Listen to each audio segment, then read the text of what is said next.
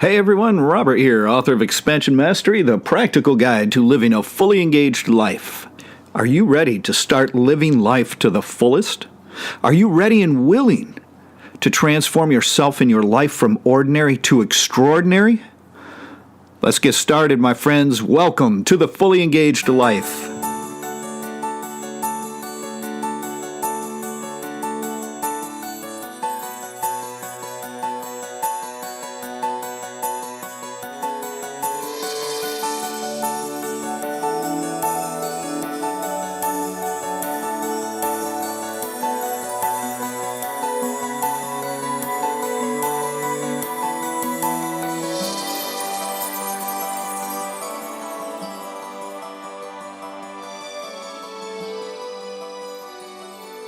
Welcome back to the show, everyone.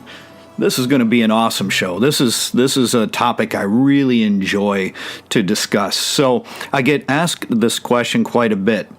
How do you allow essence to guide you? How are you being guided by spirit? And many people talk about their spirit guides and all of this stuff. In reality, you have one guide, and that is your spirit. That's the voice that you tune into and listen to. It's your voice. It's the real you. As we do this, we become capable of tuning into information all around us. The energy field that we are part of that is permeating everything in the universe, everything in existence, contains information. Because if you understand, when we are no longer physical, body, mind, we are energy. And all energy vibrates, and all vibration carries a particular frequency. And within all frequency is information. So we are capable of accessing this information, but that is not the guidance of our true voice. And it comes through more as intuition than it does hearing an actual voice. With our true self, with our essence, however, we usually interpret that as both feeling and sometimes in thought so that we understand it. But it's just being interpreted as such. In reality, it too is being shared with us through a vibrational frequency.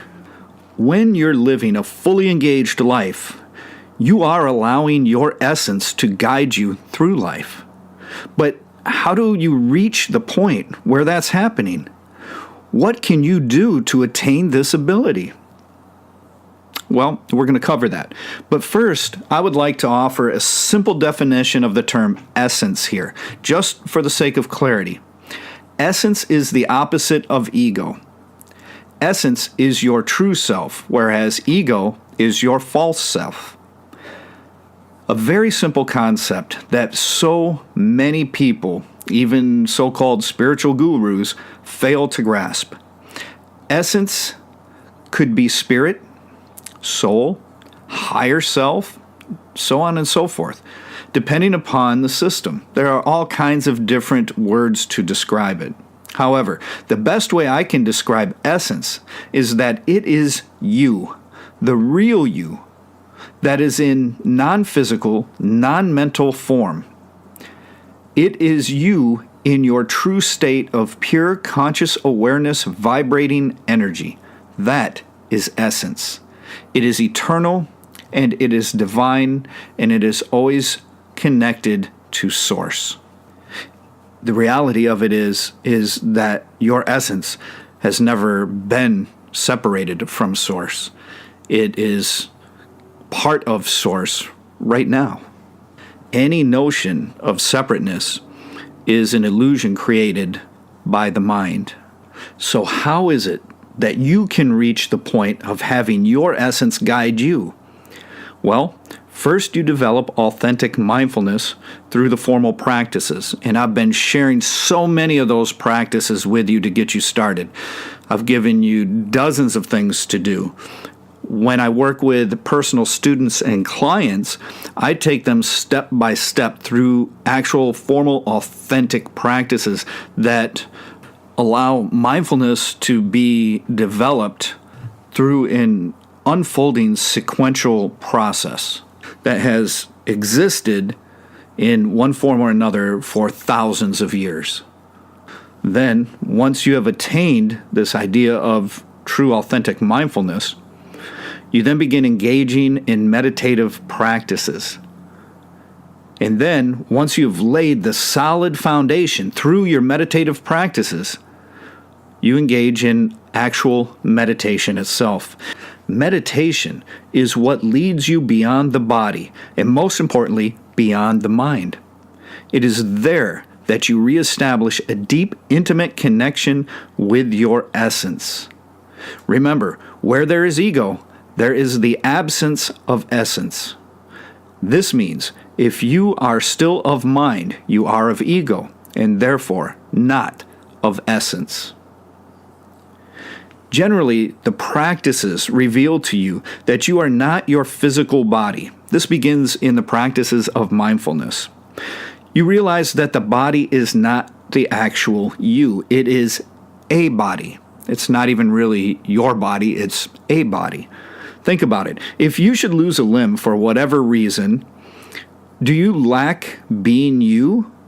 Of course not. The physical form of the body itself has been altered, but you haven't changed at all. Why? How can that be? Because you, in your true formless state, your essence, you are not physical.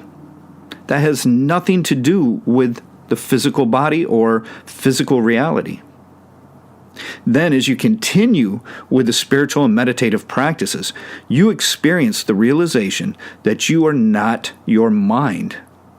This is usually a tough one for people to get through. It's very hard for them to grasp, and it's a little frightening in many cases. But we have to understand that fear is sparked from the ego as a defense mechanism. It's not real. It's an illusion. Accepting the truth that you are not your body and not your mind takes you on the path to attaining wisdom. This then exposes all of those random, incessant thoughts that are rolling around your head every minute of every day and all night long as well. It exposes those thoughts as not being your thoughts. Well, if they're not yours, whose thoughts are they? Now, you may be rationalizing that, well, it is your mind, so any of the thoughts within that mind are mine, because if the mind is mine, then the thoughts are mine. But this is actually not the case. You see, you have between 60,000 and 80,000 thoughts in any given day. Many, if not most, of those thoughts are unconscious. It's playing a repetitive mental pattern in the background of your mind. These unconscious mental processes are the voice of the ego. Now, that accounts for many of your daily thoughts. But what about your conscious thoughts? Surely those are of your own creation. Well, you'd like to believe so, wouldn't you? But in reality, even most of, if not all of, those conscious thoughts are dictated by the ego. And when we add in the fact that we live in a time when the ego is inflating to unsustainable levels, there's no question as to how the ego dominates your mind. In my own personal experience, as well as in my decades of observation in students, clients, friends, family, and acquaintances, I feel safe in saying that the amount of truly conscious thought you have that is not ruled by the ego in any given day would probably be countable using the fingers of just one hand. So, if all those thoughts going around your head every single day are not yours, who do they belong to? Well, it's obvious, isn't it? They belong to the false you, the ego. The ego has hijacked your mind. And in the process, to ensure its own survival, it continues all those mindless thoughts spinning around your head in order to drown out the gentle, whispering voice of your true self, your essence. The biggest secret in spirituality is this: You are already being guided by essence. We all are. So how come some people are consciously being guided by that and other people can't tune in at all? It's all because of the ego. The ego, through its constant, never-ending barrage of thoughts and the tone, the yelling and screaming of the ego, the thoughts are coming through so loud. Both of those things serve to drown out the voice of the essence, causing a severe disconnection. And when this happens, it gains control of your mind. And it has you believing that it is you. Incredible, isn't it? Think about that. It has you believing that it is you, that those thoughts are originally your thoughts, that they are conscious, but they are not. They are not. They are unconscious thoughts being perpetuated by the ego-dominated mind. The mind is not meant to live your life for you. The mind is a tool. We use it when we need to analyze something, when we need to focus and think upon particular things. Like when you are doing your job, most likely, unless you have some artistic job, then you really don't need that. But if you have a job like an accountant, or you're in the medical field, or you're a computer programmer or something like that, you need to use your mind. Then the mind is a useful tool. That's all it's supposed to be. You use it and then you shut it off. And you once again tune into your true self, your essence. See, the mind is a tool. It is not who you are. But the ego tricks you into believing that you are your mind and that it is you. And most people will go through this entire lifetime without ever realizing the contrary. So, in the process, to ensure its own survival, the ego will continue all of those mindless thoughts spinning around in your head in order to drown out the voice of the essence. The egoic mind causes a sense of separation. Only through transcending the mind, through meditation, can you know the oneness, the sense of unity that is essence. And then you even become capable of experiencing essence through this physical body. You experience a sense of oneness through this physical body and this physical experience. You see, the ego prevents you from listening to the guidance of your essence, which has always been there. But when you fail to listen, because your head's flooded with mindless, useless chatter, you're allowing the ego to get in the way and dominate your life experience. Put simply, when this is the case, you are not even living your own life. Your ego is living it for you. Take a moment and let that soak in. I mean, truly, let that soak in. This astounded me when I had this realization. I mean, when I truly came to know it deep inside as a sense of wisdom, it caused a tremendous amount of concern. Your ego ends up living your life for you, and you don't even know it. You surrender to it and allow it to run the entire show, and you're not even conscious of the fact that you've surrendered to it. The ego is a disease, and meditation is the cure. Through meditation, you can shift your awareness from the head back to your heart. When we are able to attain a sense of no mind, when we're able to go beyond the mind, transcend the mind completely, leaving the ego behind, it instantly allows us to open our heart, because there are two connections here. We need to go past the mind, beyond the mind.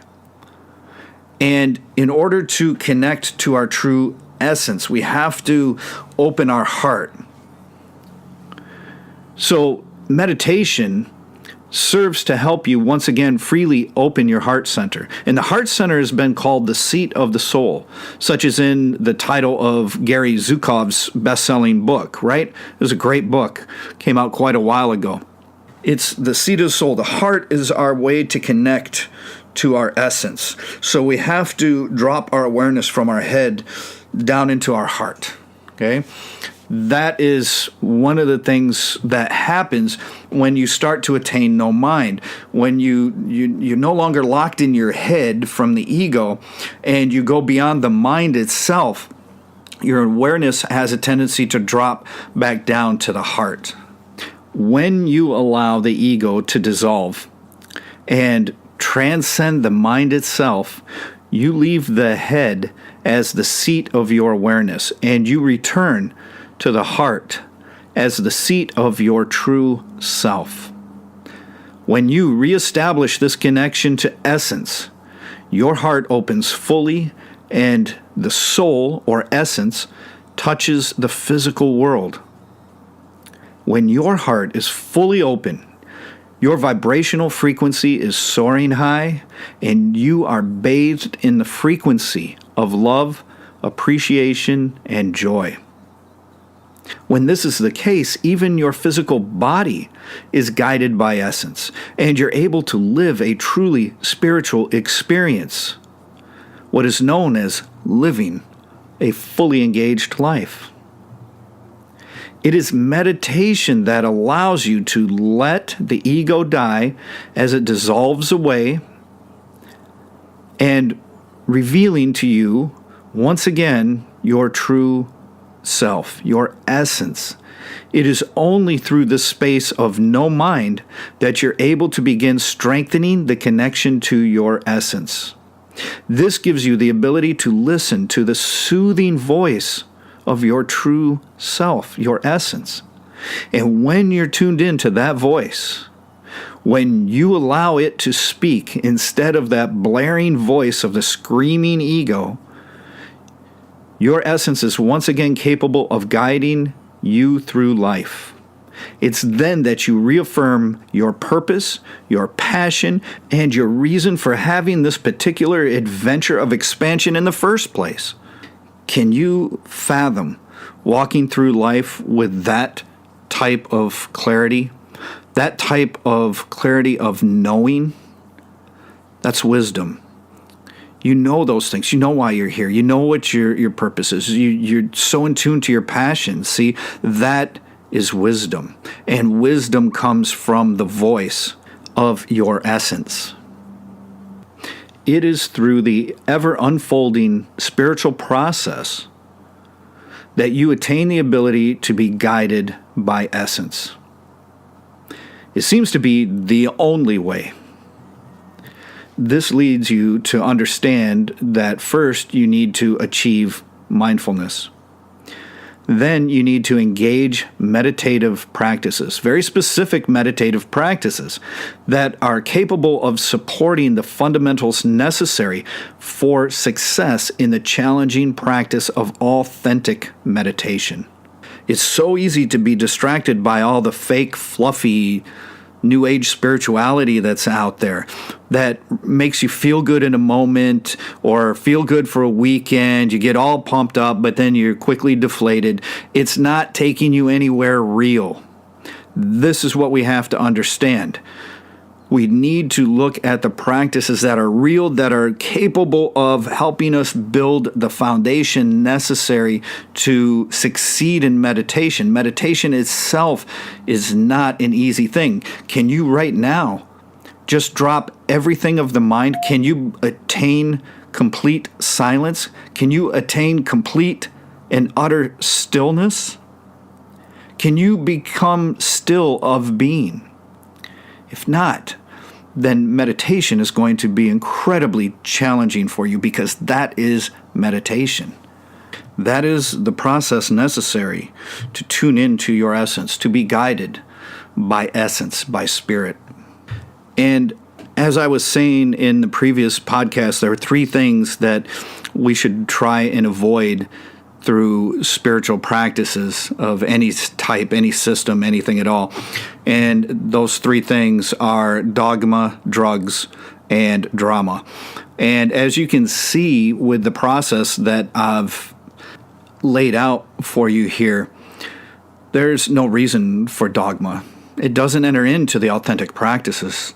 There's no reason to create beliefs or have to rely on blind faith or faith, period, as is commonly understood by the Western mind. Now, the Eastern mind has a different view of faith that is a bit more practical and less dogmatic.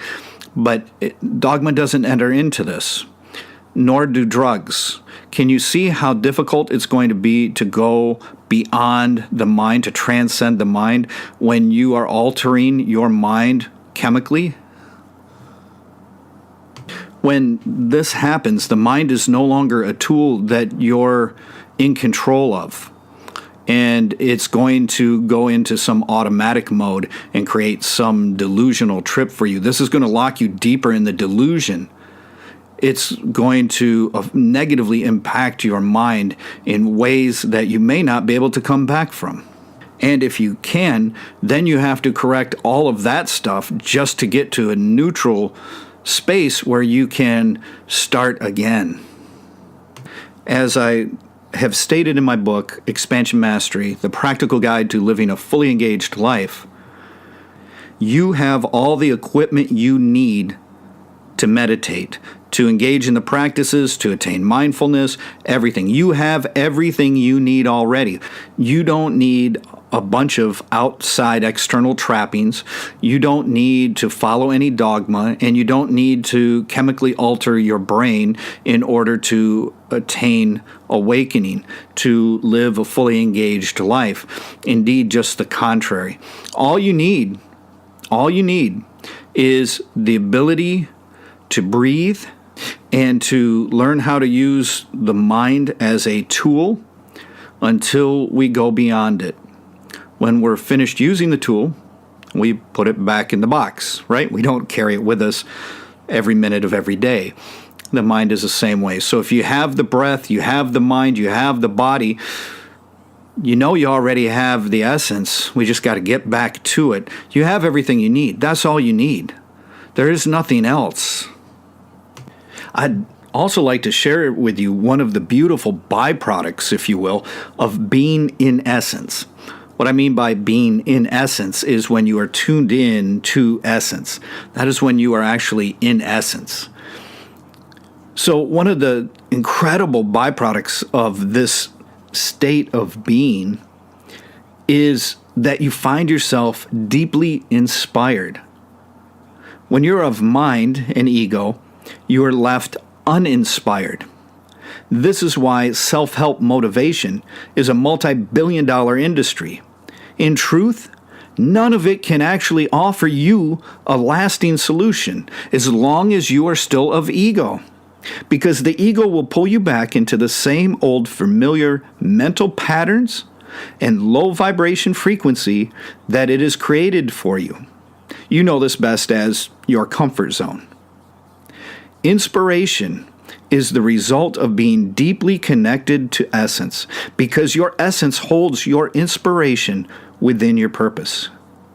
If you're feeling unmotivated, uninspired, detached, and dispassionate about things in your life, even as far as not even knowing what you like to do anymore, it's a sure sign that your mind is dominated by ego, and therefore you, the real you, has been disconnected.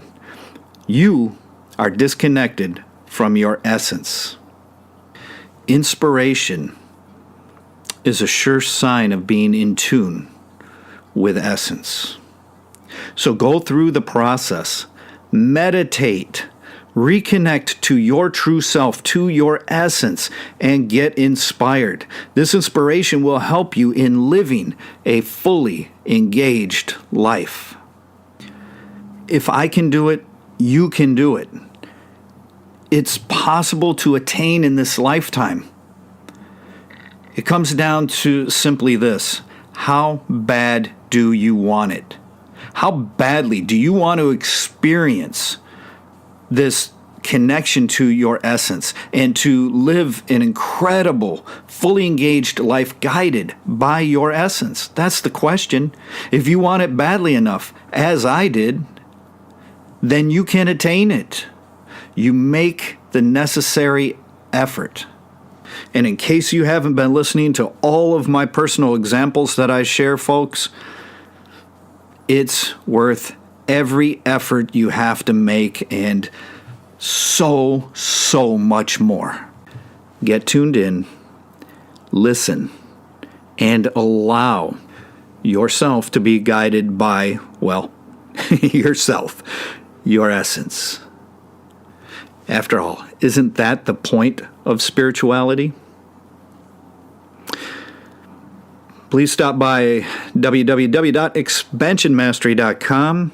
Pick up your copy of Expansion Mastery, the practical guide to living a fully engaged life, for only $5 right now. That's a 75% savings off the cover price. I will sign it and ship it to your door.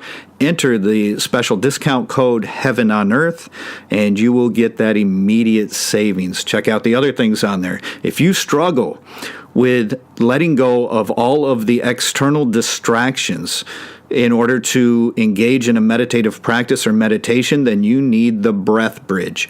The Breath Bridge is a 2-disc set that I put together that gives you one of the most solid, effective, and easiest means of shifting your awareness from the outer external world to your inner world, allowing you far faster, greater success in your meditative practices and your meditation. Get it. It will transform the way you practice. Also, stop by my social media stuff on YouTube, Facebook, Twitter, all of that. Check all that out. Give some likes. Leave a friendly comment. And most of all, share it. Let's get this information out there. Let's get these authentic practices in the hands of everyone who would like to use them. Help spread the word. I need your help to get this out to the world, and the world needs this change. We need this consciousness shift. The things I'm sharing have one purpose, and that is to help anyone with the desire to attain that consciousness shift to do just that. So help out your fellow man, and we can do this together. And in the process, we can create a better world. We can create heaven on earth. Until next time, my friends, I wish you the very best in your practices and your life. Take care.